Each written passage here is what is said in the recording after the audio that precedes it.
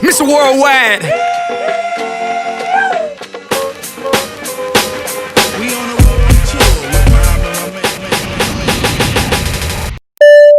Hello and welcome to another episode of WeUp Brothers Podcast. I'm the boy, the dandy, here with you.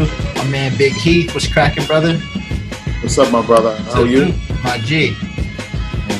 Oh, good, my man. You know, here we are, another beautiful day above the ground and another opportunity to communicate with beautiful people and share an inspirational person that we are privileged to have on WeUp Brothers Podcast. We're talking about none other than a brother that is from the U.S., has picked up his bags and moved back, repatriated to the motherland, to Africa. He's in Ghana now. Brother named Voltaire Xodus, the co-founder of WeUp, the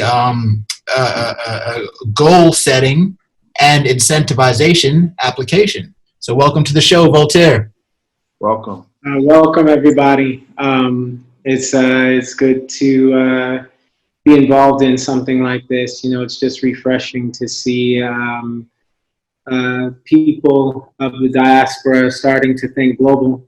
So I'm happy to be a part of it.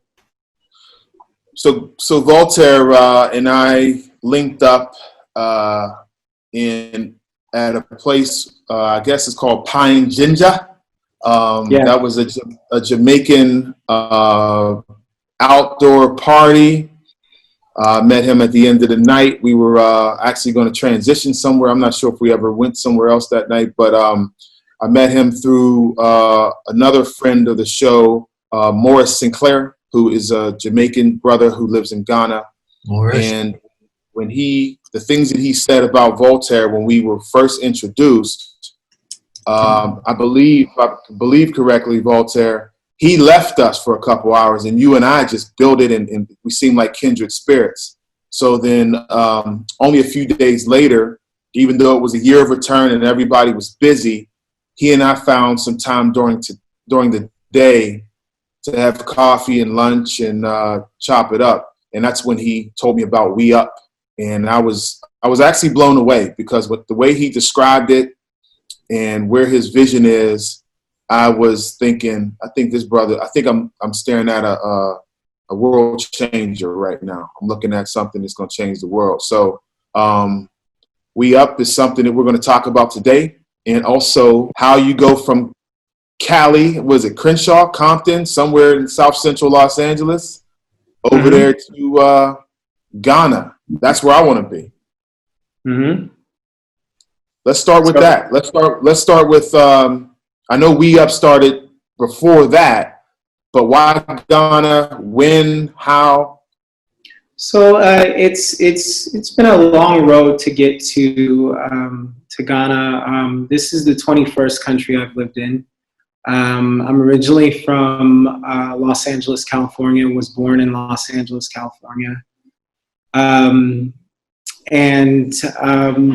When I finished undergrad, my background is in behavioral science, so with a focus on sociology, social engineering, human behavior at the subconscious mind level.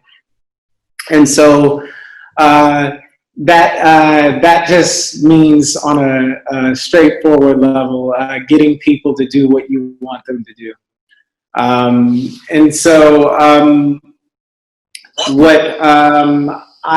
When I finished undergrad, I moved back to Los Angeles, and a buddy of mine had a consulting firm where we were teaching businesses how to connect to young people. And this was around 2008. 2008, George Jr. was still in office. You had the Occupy Wall Street movement. And what happened was, you know, when you come out of undergrad, you have a lot of bad habits and, you know, things like waking up late, you know, eating out every day, right? And those bad habits caught up to us so much so that the landlord was like, hey, you got to get out. And, you know, we were like, oh, no, what are we going to do? And so we went to our friends and family and asked for a bailout. Now, this is a story that leads to how I get to Ghana. And it's a mindset shift that has to happen for that happened to me, and that I think can happen for others. So we pay the landlord, and I talk to my buddy, and I say, you know, Will, we can't get into this situation again. You know, we have to make some changes. And so I went to Office Max and office supply store and got a whiteboard, and I came up with a formula. And I remember, you know, taking a little bit of my mother's wisdom. She said, when you're struggling in life, turn your life into a game. And I came up with this formula that said sacrifice equals change. What are you willing to let go of to become who you want to be? And so anything that took time, money, and energy that had nothing to do with me and my business partner's passion and purpose of what we said we wanted for our lives, we sacrificed it. So that meant, you know, selling cars, taking the bus everywhere that we needed to go in LA. That meant not functioning on a $15 a week grocery budget for 3 years between the two of us, so $30 a piece a week. Not going out to eat, not going to the bar. Now, of course, we're creative in LA and different cities. There's always free drinks, free food parties everywhere. And then the last thing was we got let go of women for 1,000 days. So anything that took time, money, and energy. And when you're, you know, going after, you know, relationships or interests, that takes all three. And so we took that time, money, and energy, and we used it to finance our liberation. And so during that time, friends were, you know, clowning, being like, oh, you cheap, and you this, you that. And, you know, women asking, you know, are you sure you don't, you know, want to hang out, you know? And so had to deal with some of the social ridicule that goes along with that. But we began to get out of our hole. We got clients. We ended up getting a client, the mayor of Los Angeles, the University of Southern California, brought us on as consultants, the LAPD, and our business started to grow. And we would play this game where we would do one task every day, what we said we would do. And anytime we missed, we would have to put money in a piggy bank. And so my sister started to see a change in, you know, the behavior and the success. And she was like, you know, he ain't asked for no money, you know, no help, and, you know, things are going all right. She walked by the whiteboard and she said, you know, you should turn this game that you're playing into an app. And that's when my eyes lit up and I realized I had something very special. And during that time, Occupy Wall Street was happening. And I remember there was a key moment where me and my buddy were grocery shopping, and our budget's $30. And so the shopping cart was at $29.50, and he throws a bottle of ketchup in the cart. I'm like, yo, Will, what you doing? And he said, what do you mean, what am I doing? You know, and I was like, yo, that's going to put us over budget. And he was like, oh, it's just ketchup. It's just 99 cents. I said, Will, do you want ketchup or do you need ketchup? And he's like, yeah, I need ketchup for my hot dog. So we arguing in the grocery store of something this trivial. Cooler heads prevail, put the ketchup back. Later that month, we pay our rent by $1. We had 10 cents in our account. So if we would have bought that bottle of ketchup, we would have had to go again and ask somebody for some change to pay our rent, right? When we had the ability ourselves to be disciplined. And so I started to see this behavioral pattern in human beings. Particularly, you know, I see it in our people and people of African descent, but it's in everybody, where we don't want to downgrade our lifestyle and upgrade our hustle. And so what ends up happening is people begin to become addicted to financing their own oppression and going after things that don't add value to their quality of life or what they say they want. And so what ends up happening is I remember seeing Occupy Wall Street, and I saw a guy walk by, saying, it's the 99% versus the 1%. And he had a Coca-Cola in his hands, and he had some J's on his feet, and they was fresh, right? And I said, how can you occupy Wall Street if you're financing it every day? Like, do you think that the people that are watching you protest them, and they see you in line every day when Jordans come out, or they see you every day when the new iPhone comes out, how are you protesting them? You're actually financing your own oppression. You're adding value to what they say that that they want. Or, people saying Black Lives Matter and still going to football games, paying the very people that's holding the greatest spokesperson, Colin Kaepernick, down.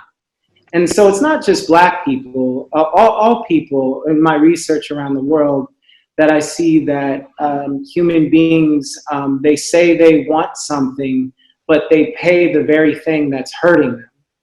And so what I realized I had something special, and I didn't want to be, when I knew I was going to build an app, I didn't want to be a traditional American and say I'm building an app for the world, and I had never been anywhere. And so I said, you know what, it's time for me to leave. And so this is when the scenario that happened that put a capstone on me really knowing that I had to build this app. About 2 months before I leave, my sister and I get a phone call that says, my sister calls me and she says, someone called me and said Mom collapsed on a bus in New York. And so we fly out and we find out that our mom has transitioned. She's passed. And my sister says, what are we going to do? How are we going to pay for these things? And, burying somebody in New York isn't cheap. And so at that moment, I realized that, my journey had gone full circle about sacrifice equaling change, where I was able to reach into my savings account and pay for everything cash. And I realized I would have spent my mother's burial money on Starbucks lattes, on shit that didn't matter, on dates or whatever. And I would have went to my friends and family for a bailout, and I'd be on a GoFundMe page, right? When I had the responsibility within myself to be prepared for that moment. And so I tell that story to let you know that, I'm guilty and I'm still guilty. I think we're all sick because it's the way that the system has socialized our behavior. And so once that happened, I laid my mom to rest. I thought it was really important for me to get experience and perspective from around the world on what was happening to other people around the world and how they went after achieving their goals. So I took the rest of my money and financed the research in different places around the world, from India to Venezuela to Western Europe, and other places in Latin America, North America. And so Amsterdam was my base. So I used to live in Amsterdam and I go to different places around the world. But as of last year, I transferred my base to Ghana because I believe something special is happening right now. Right now in Africa, Africa is like Texas in 1865. What you would see back then in that time was people from all around the world, from Asia to you name it, coming to America for a gold rush, for land, for opportunity, right? Because the infrastructure hadn't been built yet. And whoever builds it gets to lay out the narrative for future generations. And so on the continent right now, there is 1.3 billion people. 75% of that number is under the age of 25. And they all have smartphones. So, or a lot of them, I should say, have smartphones. So if you're in a tech space or in a business of the future, I think it would behoove any entrepreneur to get over here as fast as possible and basically build new infrastructure, because all the seats aren't taken at the table. And I'd even go to say that the table isn't even built yet. And so once you are able to build the table, I think that we'd be in a position to have much more leverage in some of the social conversations that we're having in our time. A lot of times we're asking somebody for our life to matter, or we're asking somebody for a job, versus if you go build the infrastructure and create the business, that is the revolution. So that's the long answer to how I got to Ghana. Heavy, man, heavy. Voltaire. Wow, that is definitely a lot to take in. But thank you for explaining that so beautifully. I want to understand a bit more about some difficulties that you had while being a startup. Because I'm sure I'm sure it wasn't a smooth transition, and probably still isn't. But just like in those beginning stages, what did you go through? So I think that the hardest challenge is twofold. Making sure that the right people are around you, and that you make sure that you have the ability to be strong-minded but humble. So being able to know what you don't know, and not be afraid to humble yourself and say you don't know it, and get that knowledge from other people. And so finding those people can be difficult. The other one is, I think, what everybody knows which is capital, right? But the capital component is not so much just getting money, right? It's so if any of you guys play Bones or Dominoes, there's a saying, all money ain't good money. That you can actually score in domino and get money or get points on the board, but those points are the very points that make you lose the game, because you don't have the ability to get all the dominoes out your hand because you were so focused on scoring. And so that being said, using that analogy, with capital, a lot of times with people of African descent, we're so hungry for capital that we'll take a bad deal. And so, and that goes to us not knowing our worth. So that was my biggest challenge of, once I became financially literate, and I knew, finance terms, burn rates, 3-year profit and loss statements, runway, stuff like that, standard finance terminology. I started to understand that the people that were offering me money for my idea, it was just a glorified position for me working for them and building my idea so that they could eat off of it, and they get the lion's share just because they handed me money. And so I think that that's the biggest challenge of, acquiring capital and acquiring capital on terms where it's equitable for the receiving party. That's what's up.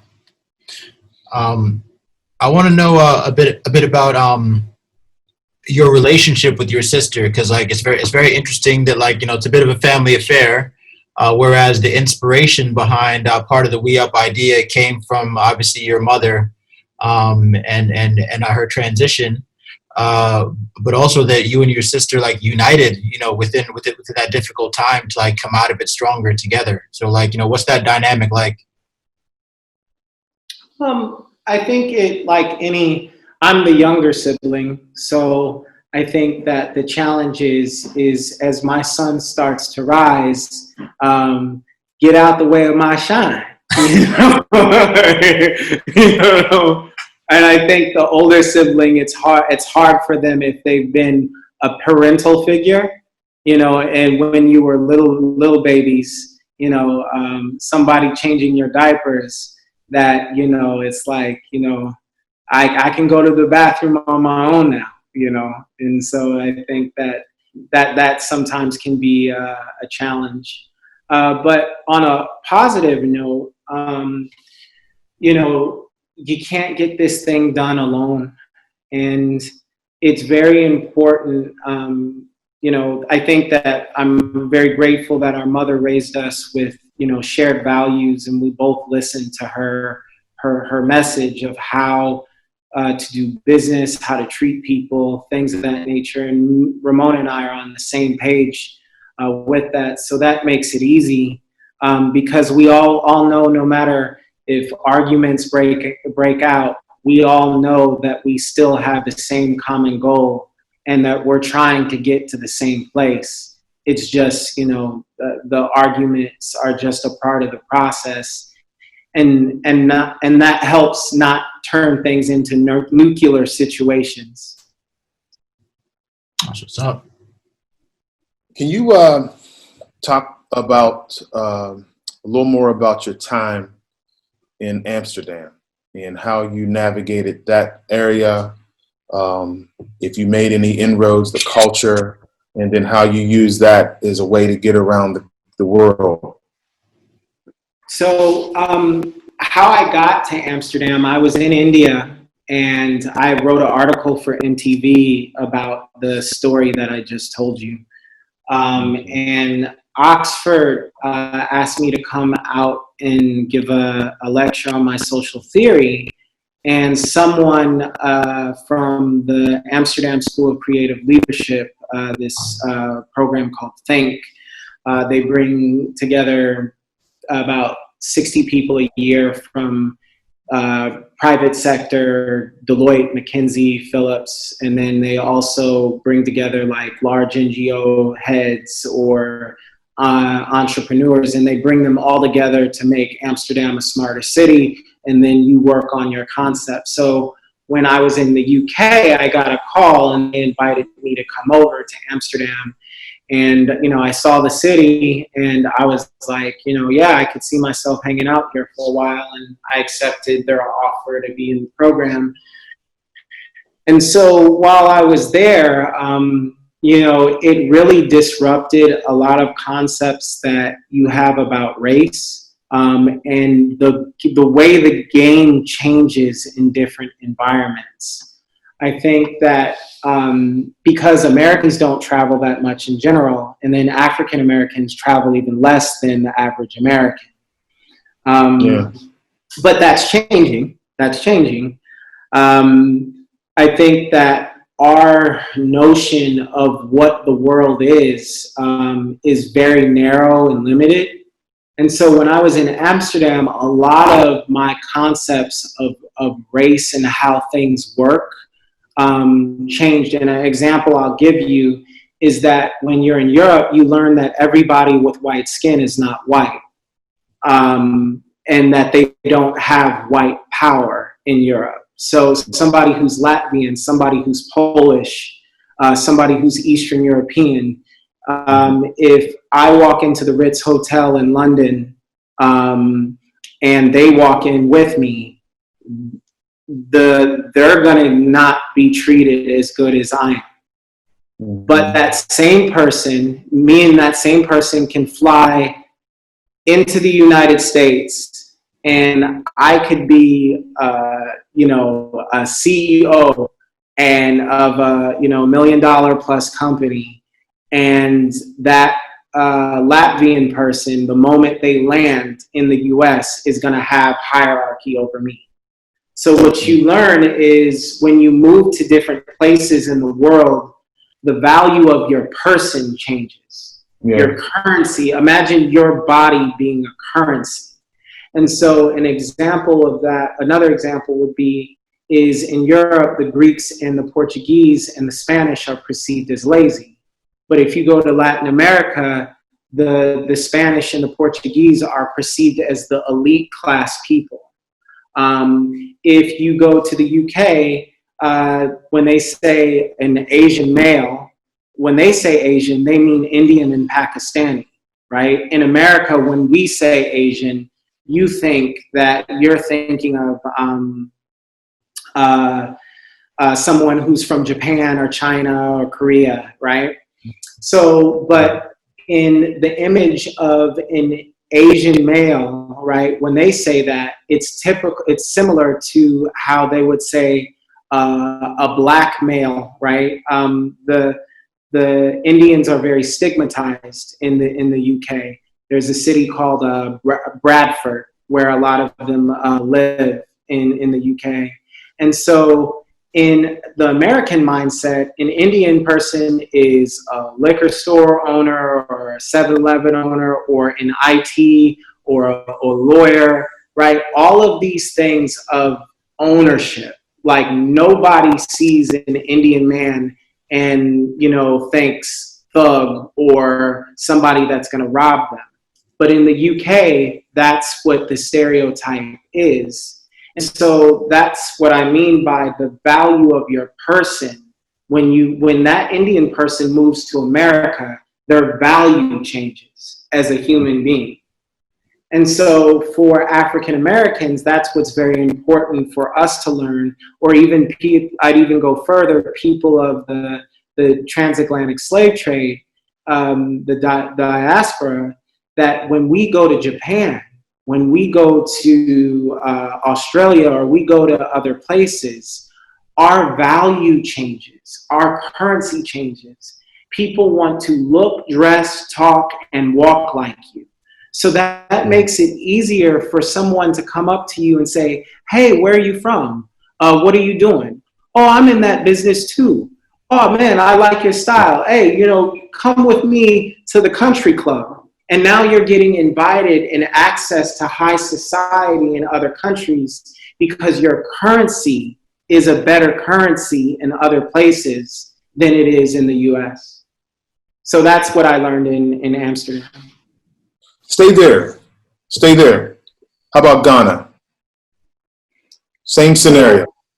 So Ghana is a little nuanced in a sense. So when it comes to the diaspora, I have to answer this question before I say what I'm going to say to give a fair context. Black people around the world make the mistake of allowing other people to educate their children, to tell them about themselves. We all subjugate our children to allow someone else that has a history of colonizing us to educate our children. So that the African American, the Jamaican, the African, everybody is guilty of this, of us not building our own institutions. Now, the reason why I bring that up is that fosters a great deal of ignorance about each other, right? So this fosters the idea of where, African Americans are highly ignorant about Africa, where they're like, wow, they have high-rise buildings in Africa, and Daryl from Coming to America, like, so what, y'all be fighting lions and shit? Like, right. Ignorance like that, right? And then on the other side, they've been denied the education of the diaspora, so much so that they think that I'm a white man. And and that their schools never taught them about their family members that were taken away. And they see it as from a lens of hip hop. And if you're looking at hip hop, Black people look like the richest people in the world. Right. If you're just talking about aesthetics and image, right? And so when you talk about coming here, right, for the diasporian that's returning, that's coming from Canada, that's coming from the US or outside coming back in, we all tend to have the idea that whatever is outside of me is better than me. And so that is where we do have an element of privilege here, where when we come here, there is an element that we're coming on a higher, we're entering the society at a high class level. And so that's what I'll say. You know, it's you took me back to one night we were together with Morris in the Osu area, and I forget what I think it was called Public. I forget where we were eating. Republic. And we were talking to the waitress, and she said, "You're white." You remember that? Yeah. She said, "You're white." And I had to like slide into the conversation somehow. And I said, "Well, what am I?" She goes, "You're white too." Yeah. And that's you, the same way that somebody is ignorant on the other side of, you know, thinking that everybody lives in huts here. That's the same level of ignorance. And the root of that is that we are guilty of allowing our children to be educated by people who don't look like us. And that's a worldwide thing. And so I give this example. Could you imagine a Jewish person allowing Germans around the world to educate their children on what it is to be Jewish? Right. That's what we do to our children around the world. Mm-hmm. And that's why we have the misinformation about each other, because we haven't taken the time to build our own institutions to educate our children. So now me and you, when we're at a bar, we have to deal with the backlash of that, of them thinking that, you know, you're white or I'm white. And then when an African goes over to the US, they have to deal with the backlash and the ignorance of African Americans, because all of us are guilty of not building our own education systems. Yeah, very true. The educator, Jane Elliott, who said that she got inspired to do certain experiments, you know, upon the assassination of Dr. Martin Luther King. She's famous for doing the blue eyes, brown eyes, you know, experiment, like a lot of other like racially motivated things. She said that education is not educating our children; it's indoctrinating them. Mm-hmm. Yeah, like more so like you're joining some kind of like a cult or a understanding of how to think about people, as opposed to just like true knowledge, you know, because it's coming from a place of like partisanship and biased of this is how we want you to think to operate in our society, not necessarily to operate in the world as you are culturally or even individually. How do you feel about that? I believe that, so my background's in social engineering. I believe that you can make a human being think anything. The mind is just a hard drive that you upload software to.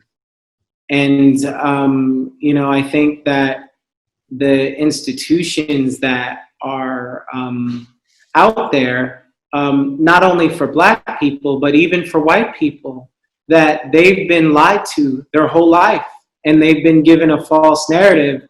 And some of the backlash that you're seeing of white people getting angry or frustrated is that their identity is being chipped away because their identity was built on a lie. So any human being, if I've lied to you for 30 years, right? And, you know, you've been told that your father was a great man, and then somebody comes and says your father was a molester, how would you react? Like, that's just human. And so the backlash and the frustration that you're seeing on the white side is a lot of people are being disrupted because their narratives are being disrupted of what they've been lied to their whole life with their institutions. And so that creates a lot of problems. And so right now you're seeing basically the outcomes of that, where people are having to challenge their identities and the reality that the way they see the world. Yeah, and speaking of that, bringing it to, like, you know, race relations and both what's going on in the U.S., which sparked everything, as well as like this catching on globally. How do you feel about certain solutions, or what people think are solutions, such as buying black or supporting just supposedly community initiatives? So I think that buying black is a Band-Aid, right? And what I mean by that, I'm not anti-buying black, but you have to build institutions where when you go to the store and you buy tissue paper, right? Do you even think about who owns the company? That's how good we have to become with owning infrastructure. Mm-hmm. And so where it's not where the concern I have with buying black is it's a fad, right, versus a lifestyle, right? So, and I think that how you engineer those outcomes when it comes to building infrastructure is you create tools or services that create solutions for people that they would just want. So for example, I'll give you an example about how you can disrupt racism through innovation, right? So take, it's 2004, I'm in New York City and I'm trying to catch a cab, right? Or I'm in DC and I'm trying to catch a cab. I'm in my suit. Y'all already know what time it is. They ain't stopping for me, right? Right? They going right past me, right? Now, I can say, you know, I'm going to protest, or I'm going to, you know, only go with the cabs that, you know, in Baltimore, there's this thing where people go like this and it's a regular car and they'll pick you up and stop, right? And those are all, in my opinion, Band-Aids, right? Or I could say, I'm going to create an app called Uber, and it's going to be an app where anybody can get picked up from anywhere when they need a car. And do you see how that innovation, even though they didn't create Uber to stop racism, it shattered that element of racism where that's no longer a problem anymore. And then it also created a job for the person that's willing to pick somebody up in the hood. And so now you sit on top of that infrastructure, you own everything, you get everybody's money, and now you have the ability to hire 100,000+ people. You know, you were making me think of McDonald's, man. I just read up on McDonald's. Somebody posted it actually, and then I dug deeper into the posts. Man, they own their own cows and potatoes. Yep. Like, so when you said buy black and it's a Band-Aid, I was thinking you're right, because if I have a black restaurant and all of you guys patronize it, I might still have to buy my vegetables and my meat and everything from a big white corporation, right? Mm-hmm. I mean, everything I buy is going to probably be from my light fixtures and my light bulbs and everything. Everything in a restaurant is going to be basically white purchased. You're just going to buy it for me. Mm-hmm. You know? So the wholesaler is going to be white and the retailer, myself, will be black. And like you said, that's a facade. I think that, you know, I'm all for building up my people, but I also am for aligning with people with shared values. That what I mean by that is that in any warfare, you need alliances to be able to push your agenda through. And the question is being able to find people that have shared values. When it comes to our businesses, I think that it's really important to find people that have those shared values, because there are some people that, you know, unfortunately, that if you lift them up, they'll actually push us back, that don't have the shared values. Mm-hmm. And so I think it's really important that, you know, we acknowledge that the Nino Browns of the world are real, like they exist, you know, and unfortunately, in some ways, our culture tends to glorify that character. In a lot of ways, for sure. And like, you know, we're all guilty of that, like rooting for the bad guy. Sorry, I digress, but like I feel like you're kind of defending that point. Whereas, you know, who says what's good and what's bad, and that like kind of relates to what's going on now with, like, you know, all these statues coming down. You know, it's like the dominant culture and the ones in power said that this should be our hero. This is who we should look up to. So us in like the minority, our anti-heroes became the drug dealers and those subculture, quote unquote, perverse kind of individuals that thumb their nose at authority and like kind of like won in a certain instance. Like even if they had, like, you know, met their demise in the end, we still feel like they stood up for the little guy and came from nothing to something kind of thing. So I definitely see that in that, you know, even though we know that it's bad at the end of the day, look what we're discovering now about a lot of these so-called heroes of the general public. Like they were bad in like from the very beginning, and we have statues of them.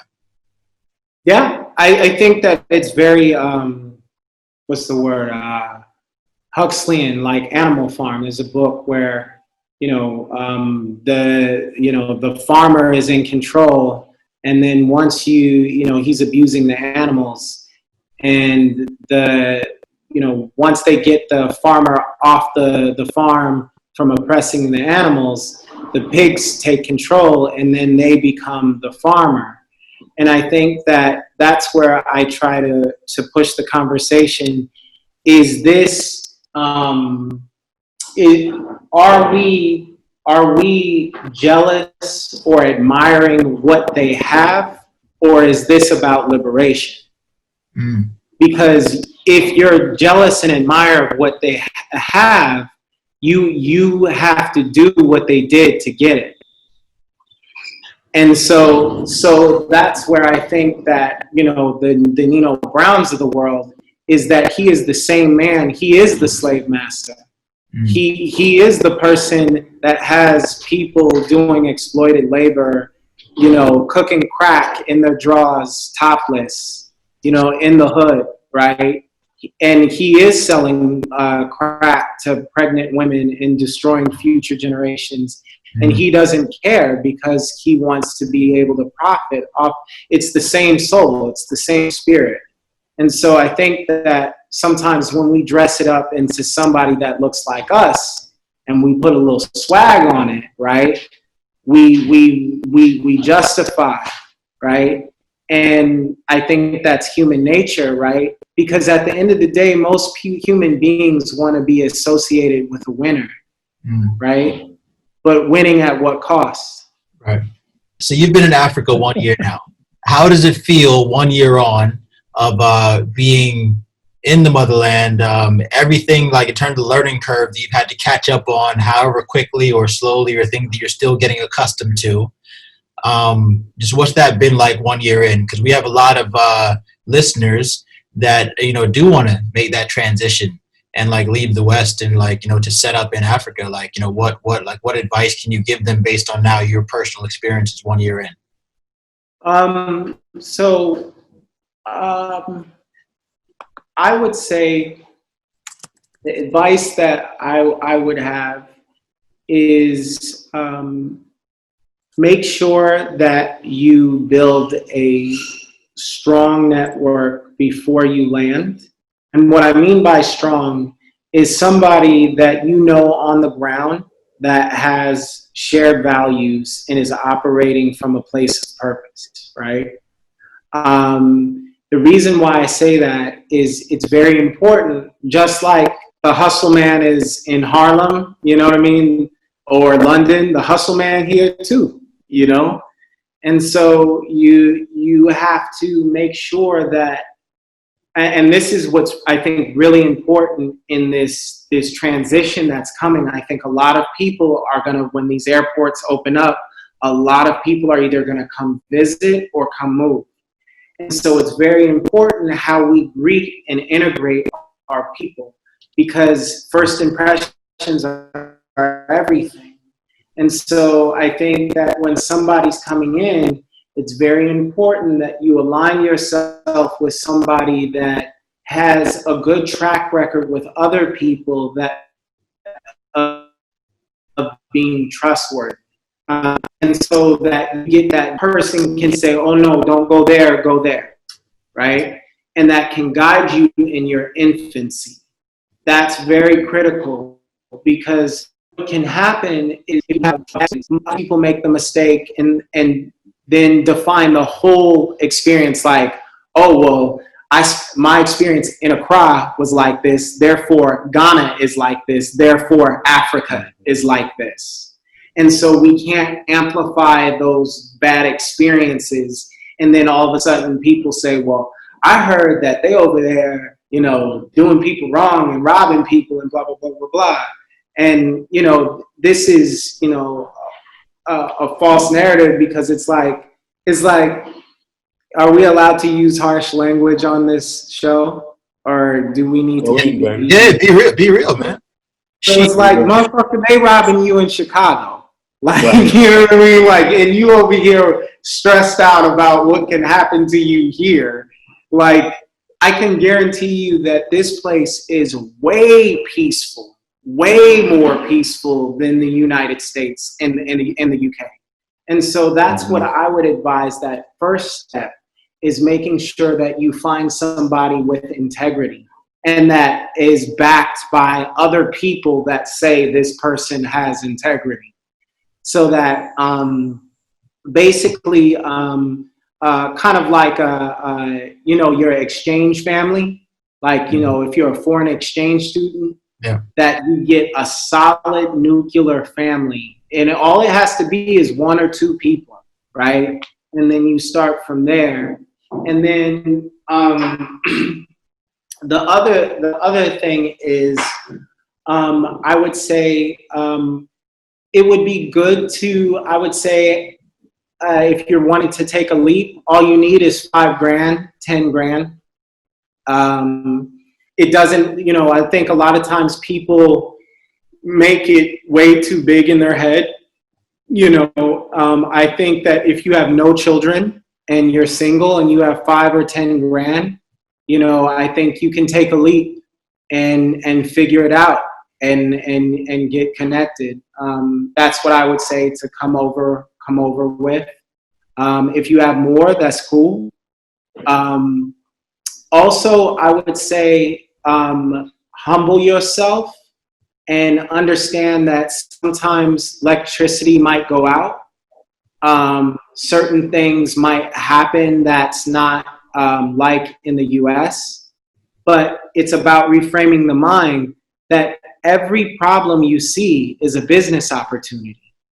So if it's not working, or you see something that's not fixed, if everything was fixed and everything was perfect, then there would be no opportunity, and this wouldn't be Texas in 1863, right? The reason why you're coming here should be, what can I give or solve and create for myself?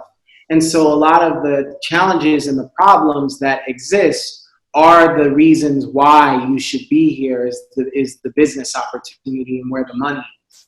Hey, that's funny. There's a guy on the show, and actually my mom is on the show, and they've heard me say that about the Middle East, about coming over here. There's teachers that come over, and they come over with their Western standards and societal norms, and I always have to, if ever I'm in a crowd of people, I always say, well, what would they need us for if this wasn't the case, right? If it was so developed and ran smoothly and everything, they wouldn't need us. I want to ask you about, you shared a story with me, and for some reason I have it like ingrained in my mind when I think about you and your move. Nipsey Hussle. You were down there. You were in that vicinity. That was your world almost. Tell us about that time that his untimely demise, and what you were thinking about when you were living in that space, in that area, and how that affected your move as well to Ghana. So I was living in Amsterdam at the time, and I came back to visit. We live on Rimpa in Slauson, my sister and I, and that's 1 block away from Nipsey's shop. It was a Sunday, and I was gonna go to the Hot and Cool Cafe on Crenshaw Boulevard. And I was about to step out the house, and I said, you know what, let me send a few emails. So I fell back maybe an hour or so, and then I stepped back outside.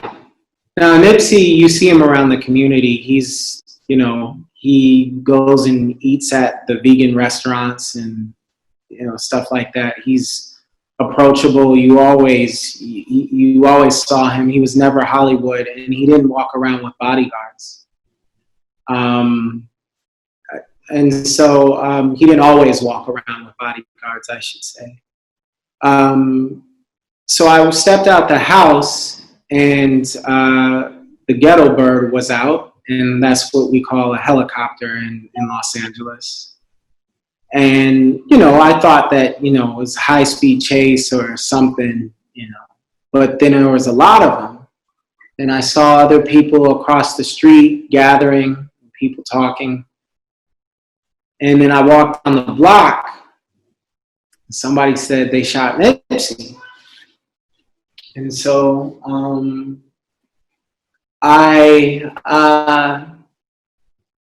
they said, he got taken in an ambulance, and they said he's gonna be all right.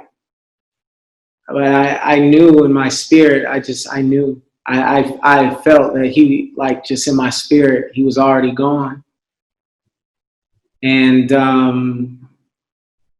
I think that when I walked down towards the block, I just wanted to see if it was real, and I saw the tape everywhere, and they had the neighborhood blocked off. And, I was in the midst of, like, my flight to Amsterdam was on Tuesday. And so it touched me. Certain things, it's weird. Certain things hurt me more than my own mother passing, because my mom prepared me for her transition. She taught me that life goes on, and that, if you fold up in grief and stop working and don't add anything on, then I will be disrespecting her life. And that, you know, me becoming who I need to be is how I honor her. So I could process that, and that's logical. It still hurts, but I could process that. Right. With Nipsey, when you found that he was meeting a guy that just got out of prison and he was giving him clothes, and that someone from his own gang shot him when he was helping somebody that just got out of prison, and he's a pillar of the community, buying up stuff and building and creating jobs for people. It hit my soul in a way where, you know, you know, I can't say that I'm 100% over it, you know, just, you know, when you talk about it, because it's not so much about Nipsey, it's about acknowledging the ugliness that is inside of us. Mm-hmm. And to actually have to stare in the mirror and look at that ugliness. And, mm-hmm. you know, some people will say white man or this and that. And I'm not saying that those factors don't exist, but a black finger has to pull the trigger in order for it to happen.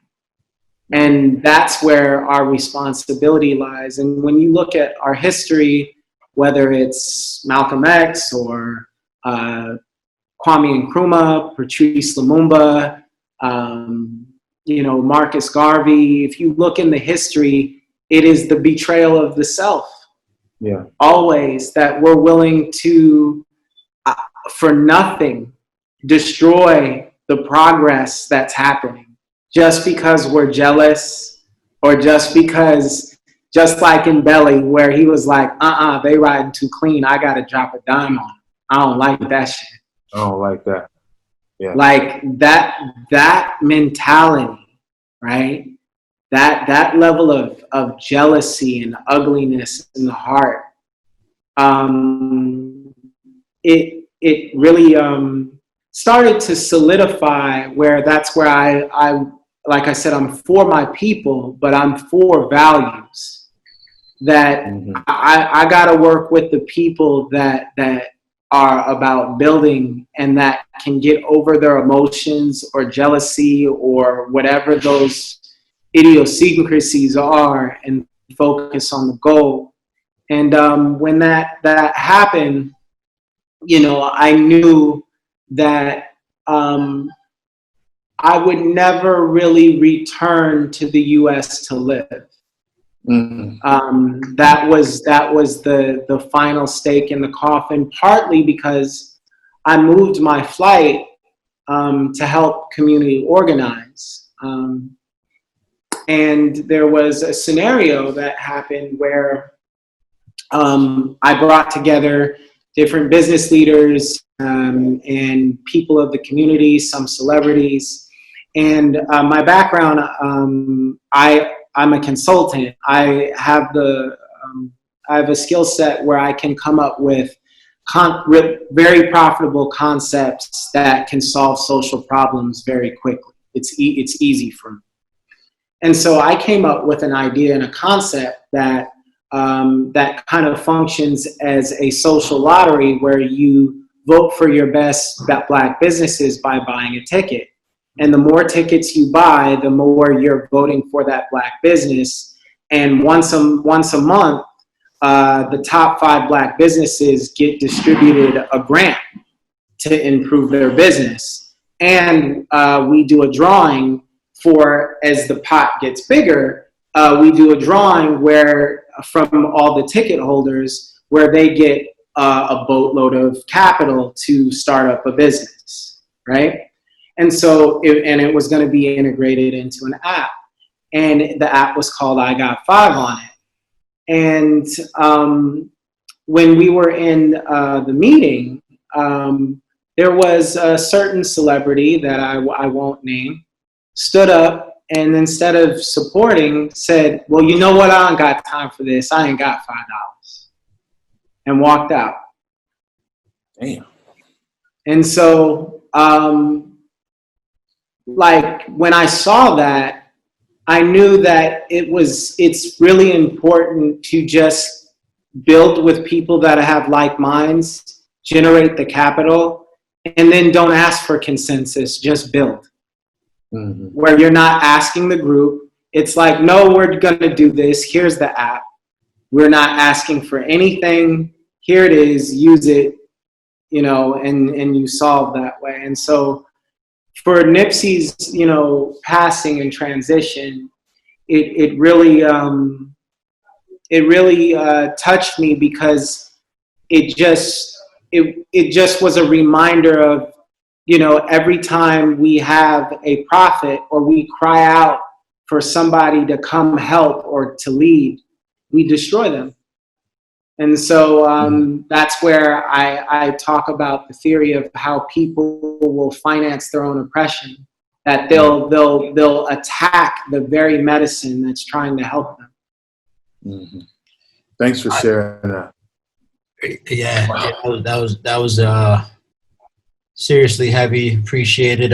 Just like to hear what, like you said, a pillar of the community, you know, meant to someone, you know, like yourself, to like really like a neighbor for you. You know, like you said, like the shop was right there. Everything was like, you know, set in like proximity. And you just walked around the neighborhood like a regular guy.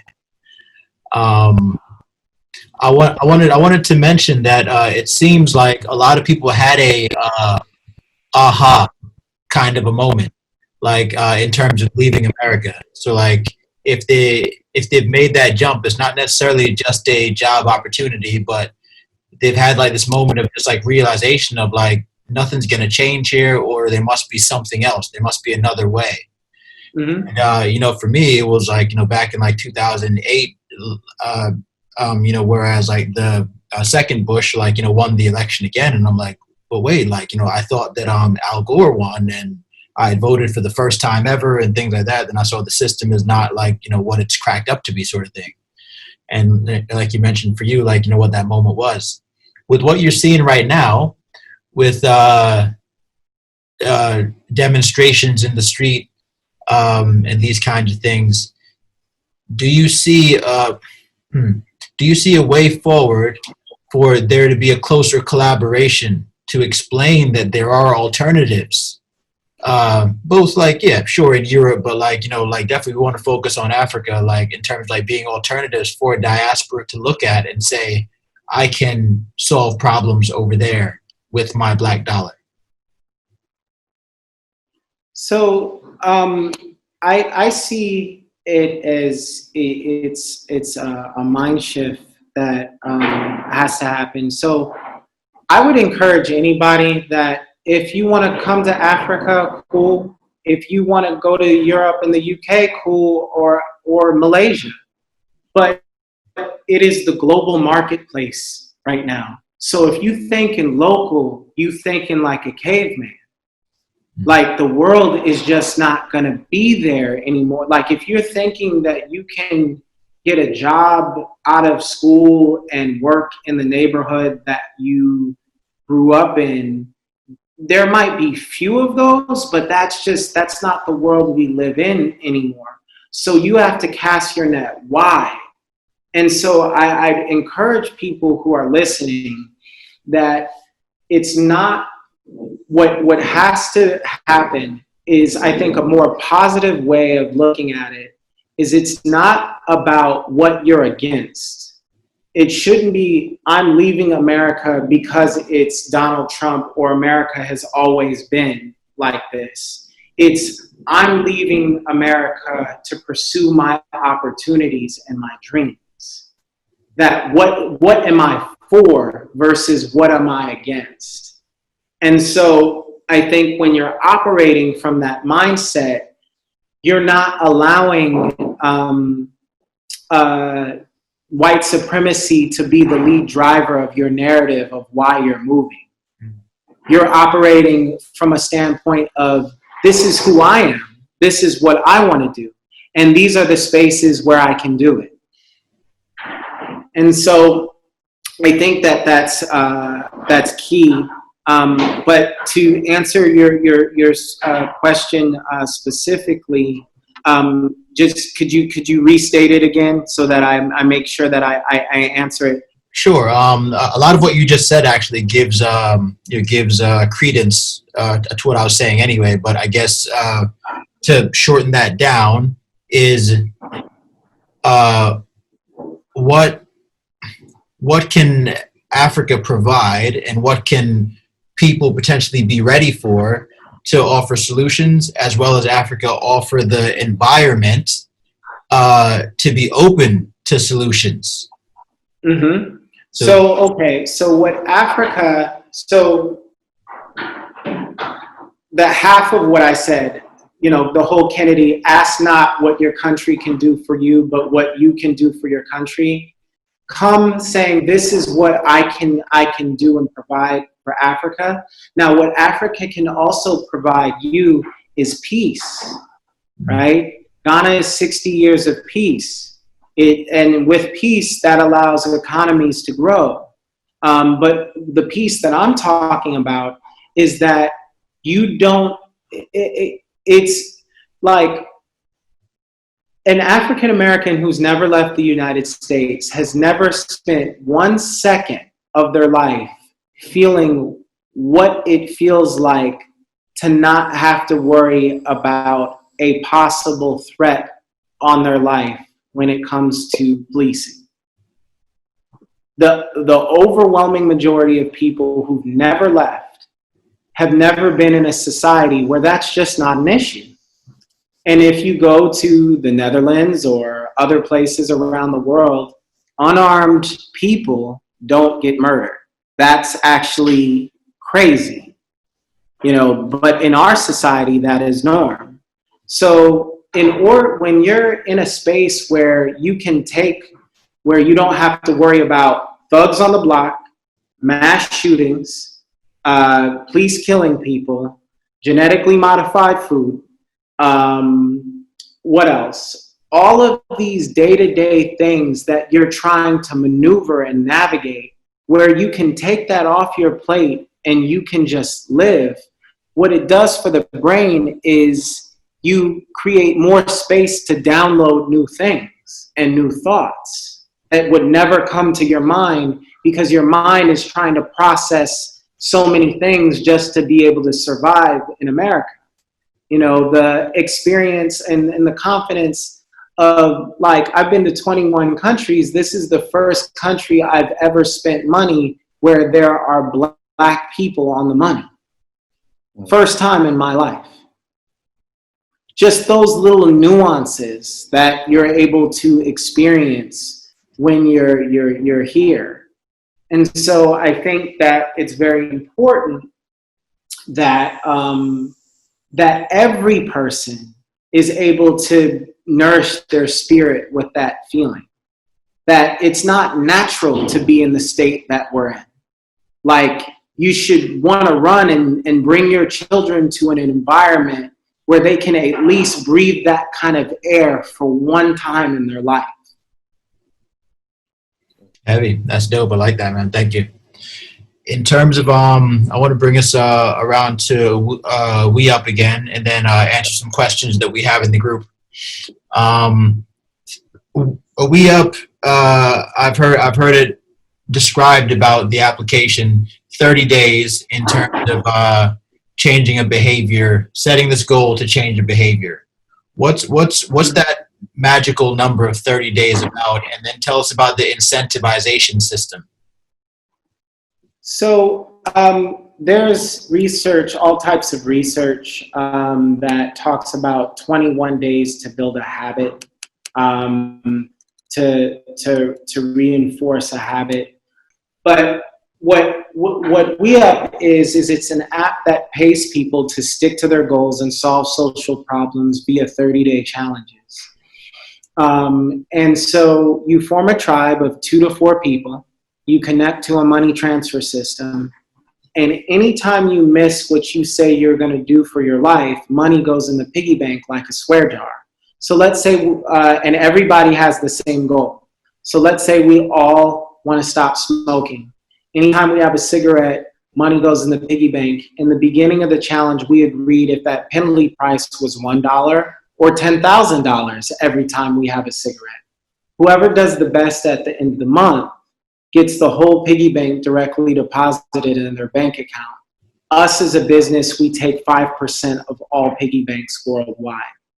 And then from the big data, we're able to tell things like, let's say if 80,000 New Yorkers didn't have a cigarette with our that day, with our big data, we would be able to see how that impacts the healthcare system of the United States in real time. And that doesn't have to deal with just cigarettes. It's any goal, right? So any goal we could gain great insight on. So let's say if you wanted to paint and I wanted to play the guitar, we could advise every city in the world where to build a community center for the arts, in what neighborhood, on what specific street corner. And so for municipalities, it's a way of being able to urban plan smart and use resources. But for individuals, it's able to help them see how their small choices have value. So imagine if it's a tool where you can get 1 million people to do the same thing at the same time for 30 days straight. So imagine whatever social issue you want to change, it's a way of organizing people and showing people that what they do matters. And to touch on one of the questions coming up, but I want to set that up first with, you had mentioned to me in our previous conversation, before the podcast, when I asked you, do you think that there's enough potential users in Africa to make choices to decide, well, am I going to set a goal and actually give money towards something if I don't complete that, if I have basic needs to support? And you had said something along the lines of, you've got to be there in the place before it gets busy, kind of thing. Just like you're saying about the Wild West kind of example. Can you kind of break that down for everyone, here? I'll say this when it comes to this. Google or Facebook right now is building a internet that subsea cable, a sea cable around the entire continent, right? That they're building this infrastructure. Now, if those customers weren't there, would they make that investment? Right. Right. So that answers that as far as the demand that will be there. Okay. And then when it comes to getting people to achieve goals, what's great about goal achievement is that it's universal, right? And most human beings have a problem doing what they say they'll do for themselves and doing what they say they want for themselves, right? And we have a social theory, the app, is that we believe that if people are more accountable to themselves and the people they care about and achieve their goals, a lot of the problems in the world will start to disappear. Because you won't have the scarcity, you won't have the distractions, people won't be consuming distractions as much. They'll be investing in their purposes.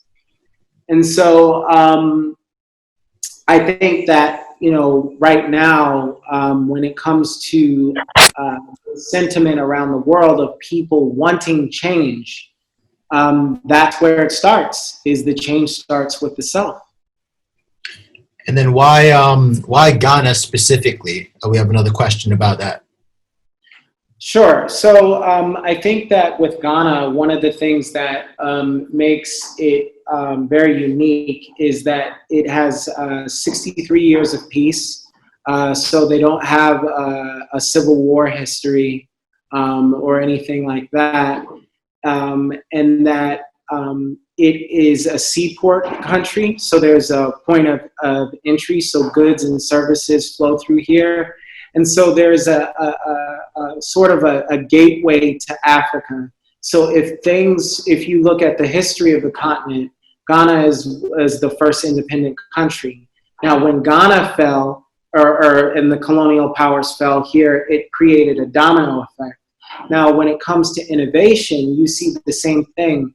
Things that are adopted in Ghana tend to get adopted in other places throughout the continent. You know, it's funny you say that because Marlon, help me. Is it Sierra Leone is looking at year of return?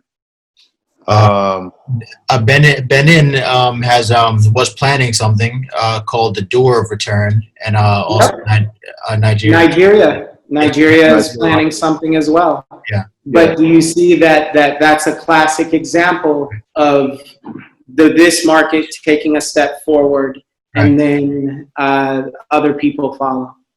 Yeah, it's a strong knock-on effect. We have another question. What should people have had accomplished prior to relocating to the continent? That's a wonderful question. I actually think that's a wonderful question of what are some of the prerequisites. I think that I would advise everyone to read one of Kwame Nkrumah's books, because he is the first liberator of Ghana, and that if you learn his mindset, and when he talks about self-determination, Kwame Nkrumah was educated in the US, and what you will find is that Pan-Africanism starts in the Caribbean. It's not a native African concept.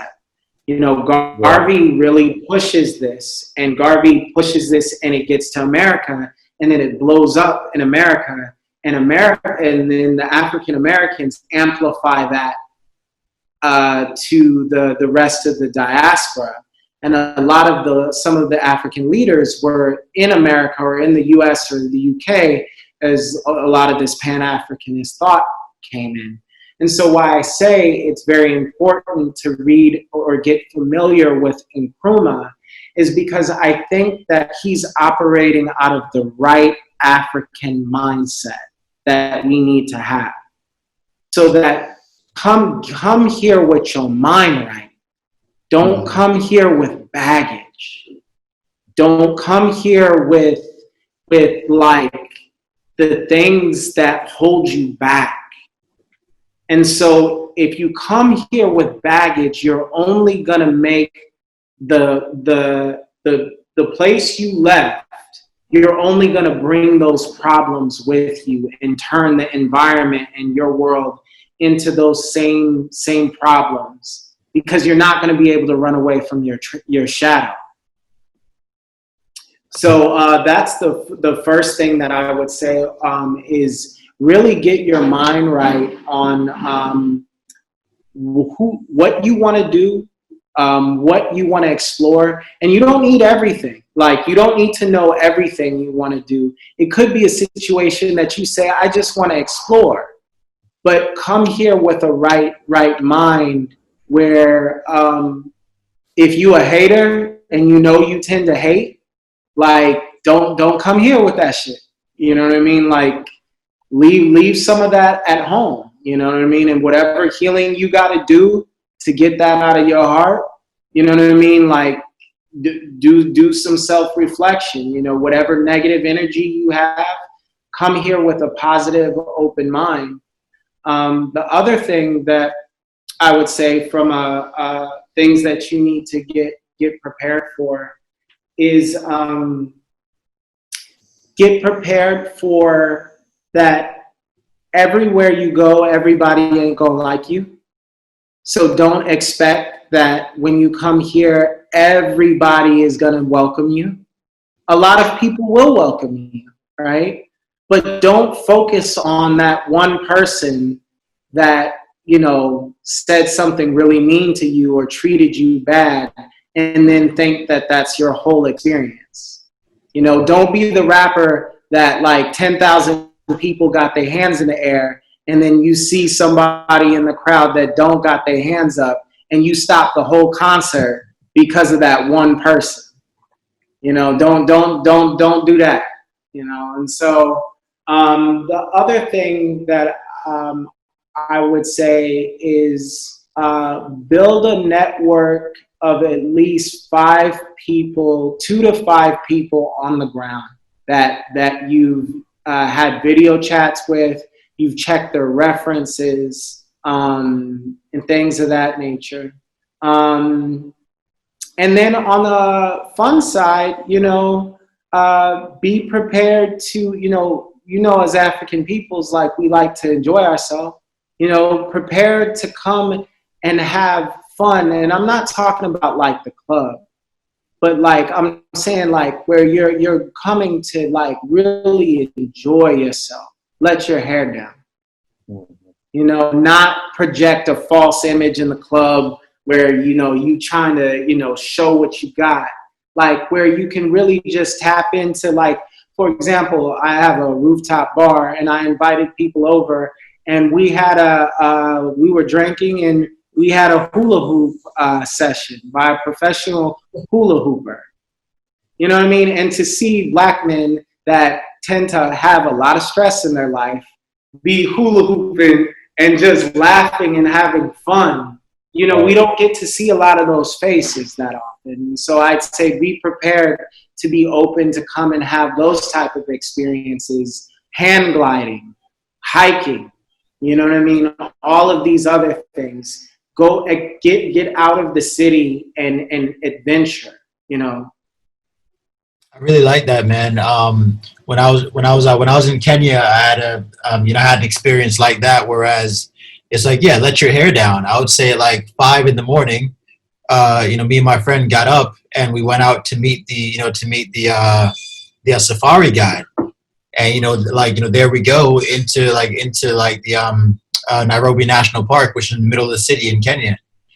And just early morning, and we're just enjoying ourselves, just like spotting animals and making competitions and gamifying what we can spot, what's the new animal kind of thing, and just having just innocent like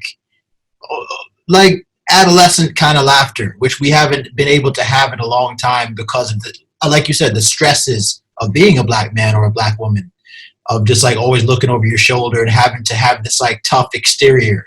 So I definitely felt that, whereas it's just just chill, you can relax, you can let your hair down, as you're saying. And I appreciate that it's a similar experience in Ghana. I can't wait to go to Ghana, by the way. Yeah. Come through. Anybody that's on this call, you're welcome. I got a rooftop bar, I got a drink waiting for you. Definitely put your details in, with all of the how we can. Oh yeah, that's my question. Speaking of that, yes, put your details in, Instagram, etc.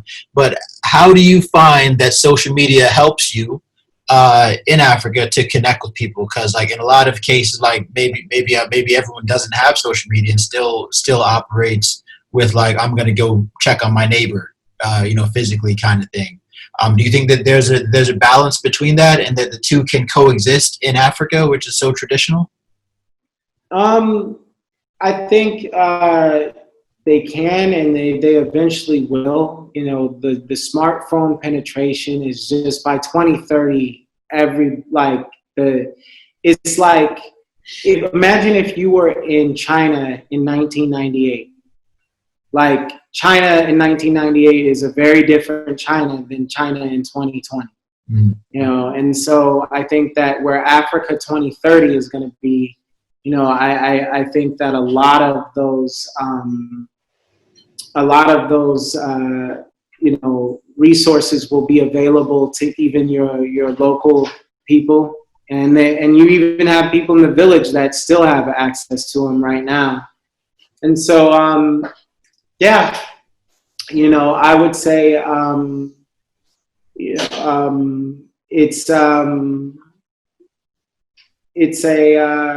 it's a very interesting time, and I think social media, what it does is it helps to demystify Africa.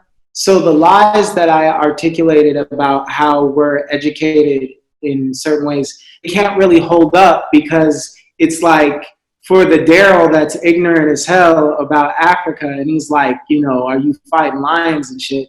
It's no, here's one of the tallest buildings in Ghana, you know what I mean? social media disrupts the ignorance, and then you're able to flip it on the person who's being ignorant and being like, yo, you need to, upgrade your brain. Like you running a little slow, like you behind. And so that, I think social media has allowed us to shape our own narrative. And so that's what I definitely try to do when I use any of social media, is to help break down the misunderstandings that even that we have about each other. And the idea, like over here, people think that, a lot of people that are on the ground think that everybody's rich in Europe and in the US. Yeah. They think that, they don't believe poverty or homelessness exists. And so that's where you got to use the social media on the other one to show them San Francisco, right, and to show them like how people are out there real bad. Right. And this is, going back to the social issues, this is really the first time that the whole world can see the US for what it has always been. This is the first time the world can see that the United States beats and kills their citizens. Now, mind you, if the world knew this, how could you invade Iraq and say Saddam is killing his own citizens? Right. Do you see how now that disrupts the credibility of the US? Because the world didn't know the problem was as bad as it has always been. And social media has helped that. Right. Hey, Trey Lou has a great question.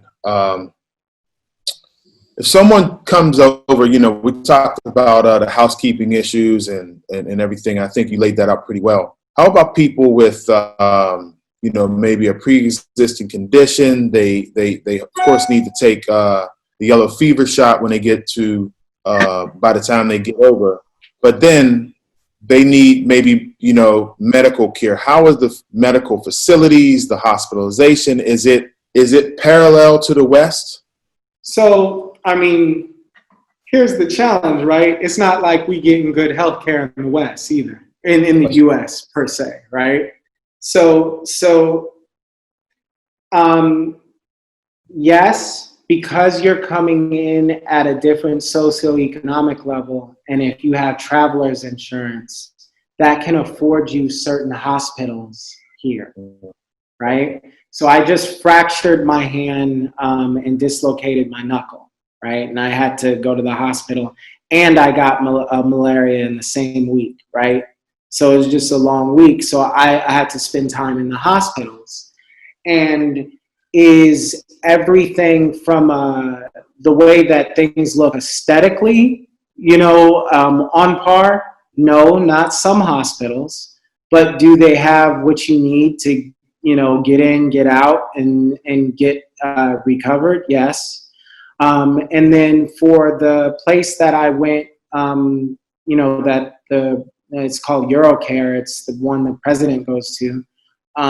It's very nice, state of the art, professional. And so it exists. But at the same time, like any system, right? Like go to King Hospital in Los Angeles. You know what I mean? Like go to, there are places I can take you in the US where your care, they'll be like, yo, take a number and we're gonna holler at you. Yeah. So I think that I'll say that there are spaces like that could exist here. But I have had experiences where there are hospitals that I know to go to, or doctors that I know to go to, where that won't be the case. Okay. And I think with the whole COVID thing, to expand on that,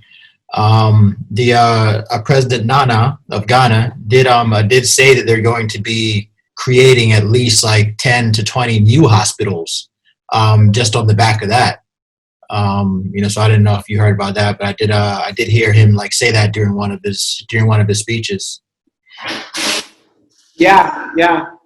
And so I think that, there's a lot of opportunity I need people on the call to understand that as a Black person on this planet, there has never been a time like right now where you can connect with all your brethren around the world in different cultures, and that there's a mind shift that is happening, and that we're living in this moment, and this window won't always be here.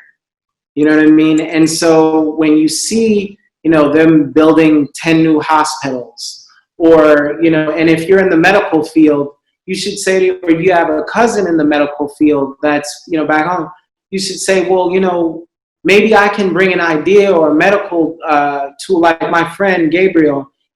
There's one bed in Afrika for every 1,000 people, a hospital bed. So he just started making beds. And now the government is interested in purchasing his beds from him. So these are the things that I'm saying, like, there has never been a time. Like, if the people in the 50s or the slave could see us, like, they would be like, what you waiting for? Like, I wish I had the option to even access what's happening right now. That's dope. Oh man, well, it's been a dope conversation, Voltaire. Really, really appreciate your time, brother. To know more about WeUp, as well as your direct experiences in Ghana, as well as globally, in terms of your journey leading up to that. And if you want to now just like let the listeners know how they can find out more information about WeUp, as well as anything else that you just want to drop a link about what you're doing. Sure. So if people want to know about WeUp, they can go. I'm going to give you a site that is an older site. We're about to do some construction on it. It's weuptheworld.com. I'll type it in here. weuptheworld.com. And so they can go there and see some of our events, what the app is about. And then also, if you have any questions and you want to speak to me, feel free to reach out to me on LinkedIn or Instagram. Like I said, if you guys are interested in coming through, I like to drink tequila, and